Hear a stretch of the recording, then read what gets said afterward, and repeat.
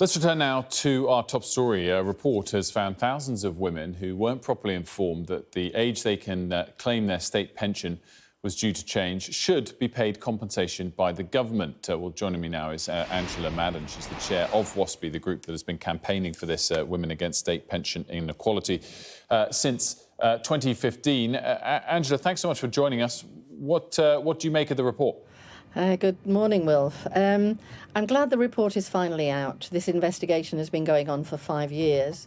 3 years ago, the ombudsman found that the Department of Work and Pensions did get it wrong. They maladministered the changes to the state pension age, and now they've come out with their report saying that there has also been injustice. So we're pleased that is now in Parliament, where it should be, with the people who can actually make the decision about what happens to us next.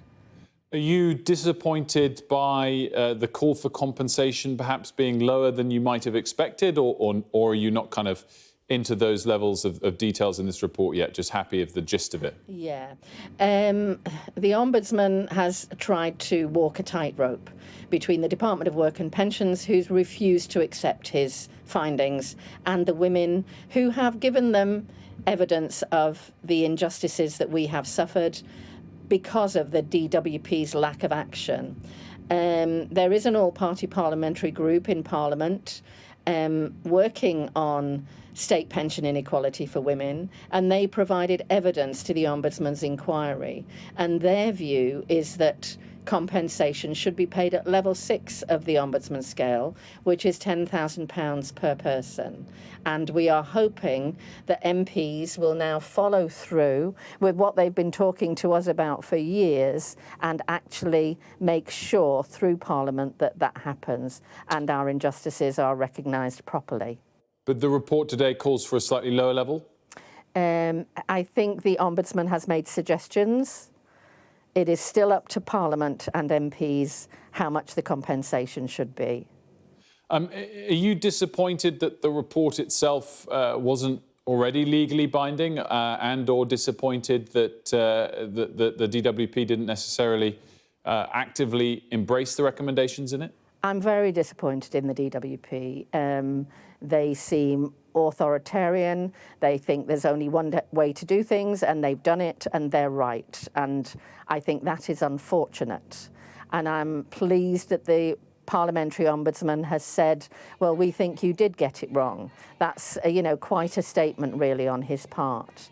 I do think the Ombudsman is concerning himself with issues that shouldn't really come into his investigation, and that's the size of the payment.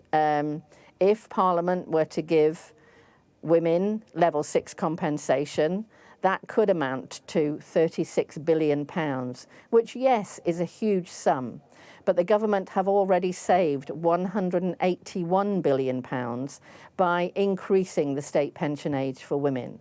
Had they told us when they first decided in 1995 that this was going to happen to us, we could have sorted out our own finances. We would have had 15 years' notice. They actually took that choice away from us. They gave us 2 years' notice. I got a letter in March 2012, 2 years before I expected to retire in June 2014. And that letter told me I wasn't getting my state pension until March 2020. I was absolutely devastated. I'd already given up work to spend time with my then ailing mother. I couldn't unmake that decision, and had I had the right information, I wouldn't have made that decision. And I'm just one among tens of thousands of WASPI women in the same position.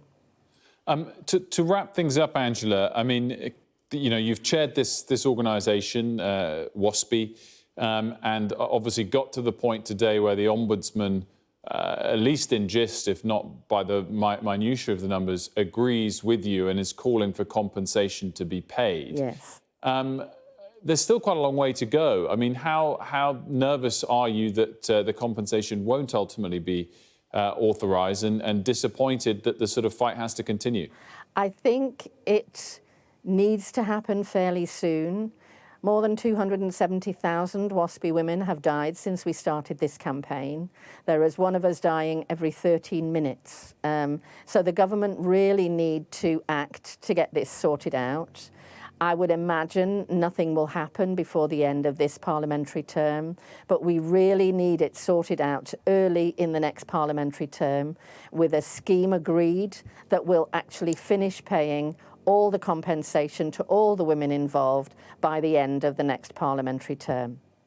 Angela Madden, thank you.